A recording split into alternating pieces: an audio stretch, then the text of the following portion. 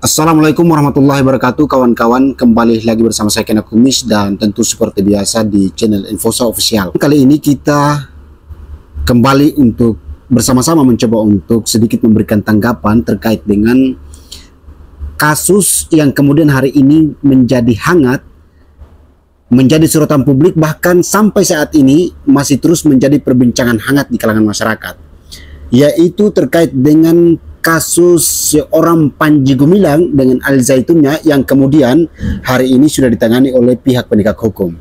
Persoalan kasus Panji Gumilang ini menjadi pro dan kontra di kalangan masyarakat. Ada yang mendukung Panji Gumilang dan ada juga yang menantang Panji Gumilang. Karena persoalan itu berawal dari kemunculan Panji Gumilang dengan berbagai macam kontroversialnya, perilaku yang kemudian ditunjukkan oleh seorang Panji Gumilang dianggap bertentangan dengan aturan agama maupun aturan negara. Oleh sebab itu, maka seorang Panji Gumilang hari ini dianggap melakukan penistaan agama atau menodai agama tertentu. Kesalahan beliau adalah mengobrak-abrik agama tertentu atau agama orang lain, termasuk agamanya dia sendiri. Jadi persoalan agama ini ada aturannya sendiri. Setiap agama itu punya aturan, dan tentu aturan itu menjadi pedoman bagi setiap orang yang menganut agama tersebut. Oleh sebab itu, maka kita sebagai manusia, sebagai orang yang memang sudah menganut agama tertentu, tentu pasti punya aturan, dan aturan itulah yang menjadi pedoman kita. Dan ketika orang lain mencoba untuk mengobrak-abrik aturan agama kita, maka pastinya bahwa kita tidak akan menerima perbuatan-perbuatan semacam itu atau tidak menerima hal semacam itu. Sudahlah, seorang Panji Gumilang ini sudah viral, sudah diketahui oleh seluruh masyarakat Indonesia ini terkait dengan dugaan penyesatan dan kesesatan yang beliau lakukan di salah satu pondok pesantren di Jawa Barat, Indramayu, yaitu Al Zaitun. Baik kawan-kawan, sebelum kita lanjut untuk kita menanggapi persoalan Panji Gumilang ini yang kemudian hari ini sudah ditahan oleh Barreskrim Polri di Rutan Barreskrim selama 20 hari untuk memudahkan penyidikannya, tetapi ada pro dan kontra soal penahanan seorang Panji Gumilang di Barreskrim atau Rutan Kayu Barreskrim. Persoalan pro dan kontra ini termasuk diangkat oleh salah satu media nasional, yaitu Tempo.com. Di dalam artikel tersebut yang kemudian diangkat oleh media Tempo.com, nyatakan bahwa koalisi masyarakat sipil desak Polri untuk bebaskan seorang Panji Gumilang dari pasal penodaan agama. Jadi masih ada oknum-oknum tertentu atau dari pihak-pihak tertentu mencoba untuk membela seorang Panji Gumilang yang memang dengan jelas melakukan penistaan agama atau penodaan agama, kawan-kawan. Tetapi kalau persoalan pro dan kontra itu adalah persoalan hak setiap orang. Tetapi kalau bagi saya, seorang Panji Gumilang tetap diproses sesuai dengan hukum yang berlaku di bangsa ini. Koalisi Masyarakat Sipil Anti Pasal Penodaan Agama mendesak Barreskrim Polri untuk membebaskan Panji Gumilang atau pendiri dan pimpinan Pondok Pesantren Al Zaitun dari pasal penodaan agama. Direktorat Tindak Pidana Umum Barreskrim Polri menetapkan Panji Gumilang atas dugaan penodaan agama pada Selasa 1 Agustus 2023. Kemudian Koalisi Masyarakat Sipil Anti Pasal Penodaan Agama terdiri dari Yayasan Lembaga Bantuan Hukum Indonesia, Lembaga Bantuan Hukum Indonesia atau disingkat YLBHI, dan Yayasan Satu Keadilan YSK. Terus kemudian Setara Institut Solidaritas Korban Tindak Pidana, Solidaritas Korban Tindak Pelanggaran Kebebasan beragama dan berkepercayaan, Sobat KBB. Terus kemudian Serikat Jurnalis untuk Keberagaman, SEJUK, jurnalis juga di dalam sini kawan-kawan. LBH Bandung, Imparsial, dan LBH Jakarta.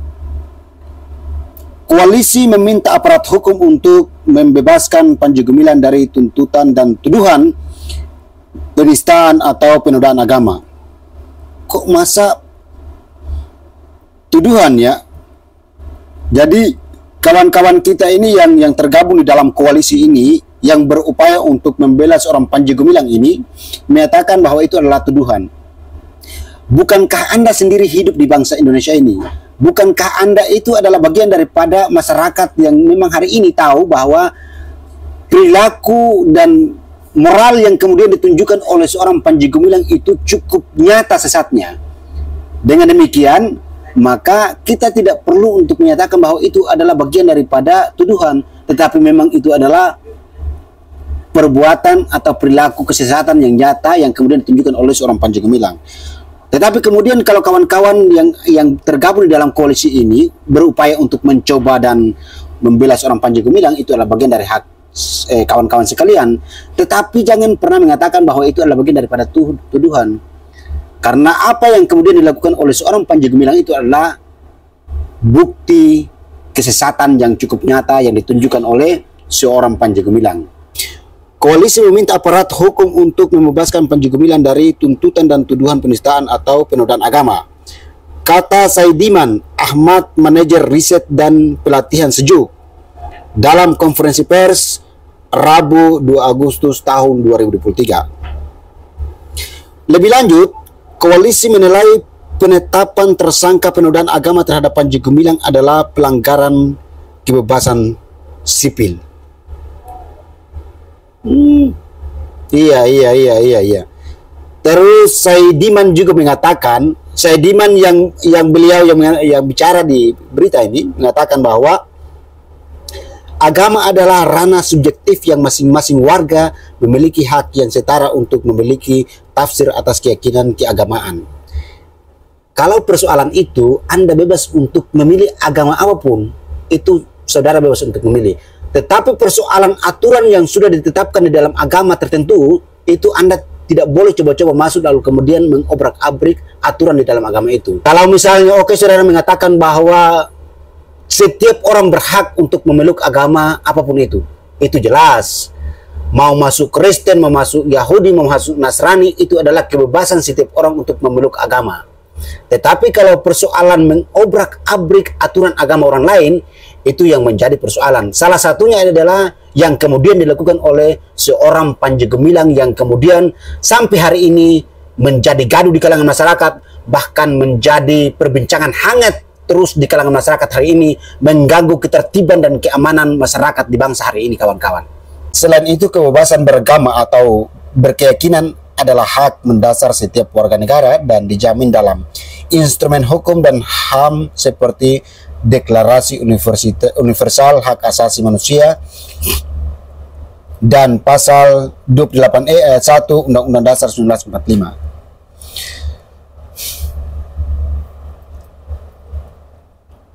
Warga negara dijamin dalam instrumen hukum dan HAM seperti Deklarasi Universal Hak Asasi Manusia.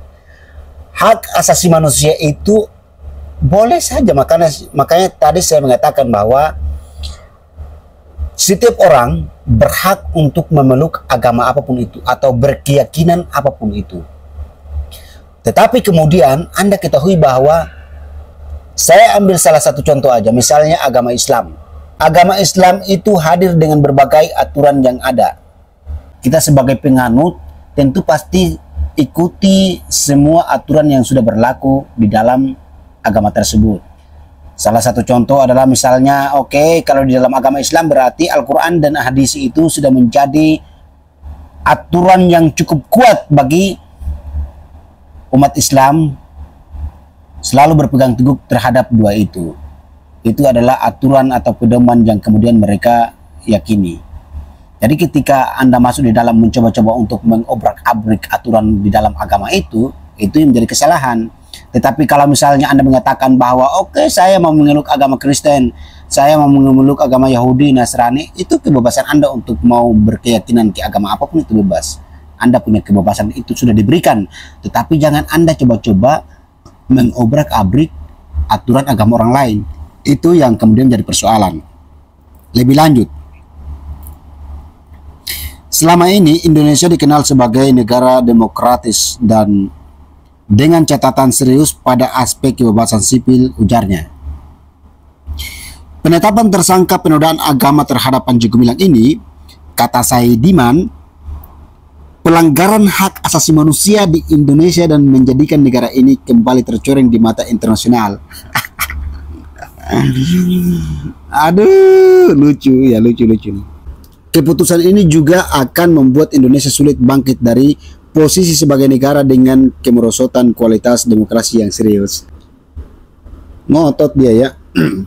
Koalisi juga meminta negara untuk menghentikan penggunaan pasal karet penodaan agama untuk menjerat individu dan kelompok yang memiliki ikhtiar pemikiran dan tafsir berbeda pada keyakinan keagamaan. Negara perlu menjamin dan memberi kepastian kebebasan sipil bagi setiap warga negaranya, tutur Saidiman. Tutur yang ini yang ya itu. Dan lebih lanjut kawan-kawan, sementara itu Setara Institut mencatat bahwa sepanjang pemerintahan Jokowi terjadi lonjakan hebat kasus-kasus penodaan agama. Catatan Setara Institut menunjukkan sejak 1965 hingga akhir 2022 telah terjadi 187 kasus penodaan agama. Oke. Kasus ini menambah rentan sejarah kelam kebebasan beragama dan berkeyakinan tersebut, kata Halili Hasan, Direktur Eksekutif Setara Institut. Selain itu, koalisi juga meminta agar media secara objektif tidak ikut dalam produksi berita yang menyudutkan kelompok berbeda dengan turut serta memberi label sesat atau menyimpang. Media seharusnya memberi di atas semua kelompok masyarakat, kata Arif Maulana, Wakil Ketua Bidang Advokasi YLBHI. Oke. Kata-kata YLBHI dan kawan-kawan yang ada di dalam koalisi ini, mereka adalah bagian daripada generasi yang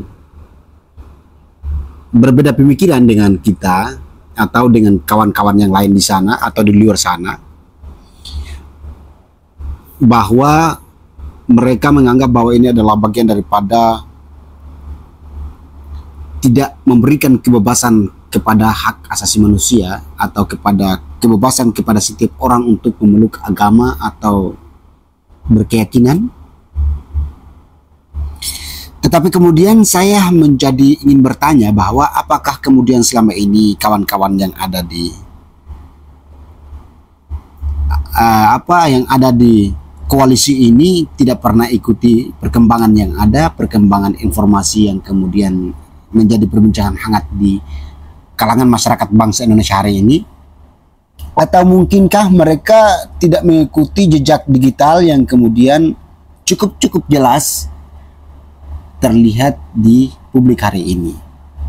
Salah satu contoh yang utama misalnya, kalau misalnya itu dianggap bagian daripada tuduhan kepada seorang Panji Gumilang, saya ambil contoh sedikit. Yang pertama adalah ketika pedoman bagi umat Islam, pedoman ya, ini aturan dalam agama Islam.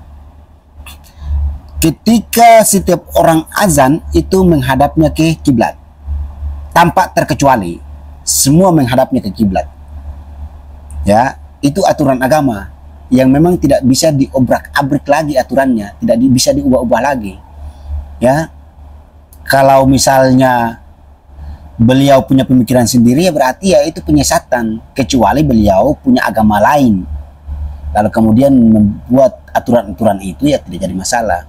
Ketika Panji Gumilang azan itu menghadapnya ke jamaah, dan apa alasannya? Alasannya adalah itu adalah bagian daripada kode etik jurnalistik. Jadi azan menghadap ke kiblat itu, ke jamaah itu adalah bagian daripada kode etik jurnalistik. Ini persoalan-persoalan nyata yang kemudian kawan-kawan yang ada di koalisi ini mesti harus tahu. Itu penyesatan. itu namanya adalah penyesatan. Ya, bukan berarti dia tidak punya kebebasan untuk berkeyakinan. Ya, dia boleh saja punya kebebasan untuk berkeyakinan, bahkan mau memeluk agama apapun itu bebas. Tetapi jangan coba-coba untuk mengobrak-abrik aturan di dalam agama tertentu. Yang kedua, ya, biasanya kalau kita di dalam agama Islam itu, kalau sholat, ya, kalau sholat itu perempuan itu safnya paling belakang, ya. Perempuan itu tidak boleh bercampur aduk dengan laki-laki, apalagi perempuan paling depan di tengah-tengah jamaah laki-laki dan perempuan jamaah laki-laki. Itu agak lain, karena yang biasa dilakukan oleh umat Islam ini tidak begitu, ya. Jadi dia mencoba untuk membuat sebuah aturan baru sesuai dengan pikiran dia, sesuai dengan akalnya dia. Nah, itu yang orang tentang hari ini. Kalau misalnya oke, Pak Panji Gumilang sendiri yang sesat dan tidak menyesatkan orang, ya tidak jadi masalah. Karena memang beliau sendiri yang mau sesat. Dibiarkan aja kalau dia sendiri yang sesat. Menjadi persoalan penting hari ini adalah dia menyesatkan ribuan anak bangsa yang ada di pondok pesantren Al Zaitun. Itu yang jadi persoalan, kawan-kawan. Itu yang perlu saya sampaikan, dan kurang lebihnya saya mohon maaf ketika ada kalimat-kalimat yang kurang berkenaan, tetapi itulah yang kemudian saya sampaikan. Dan untuk video kali ini, kawan-kawan, jangan lupa tinggalkan komentar terbaik Anda di kolom komentar. Dan saya Keno Kumis. Assalamualaikum warahmatullahi wabarakatuh.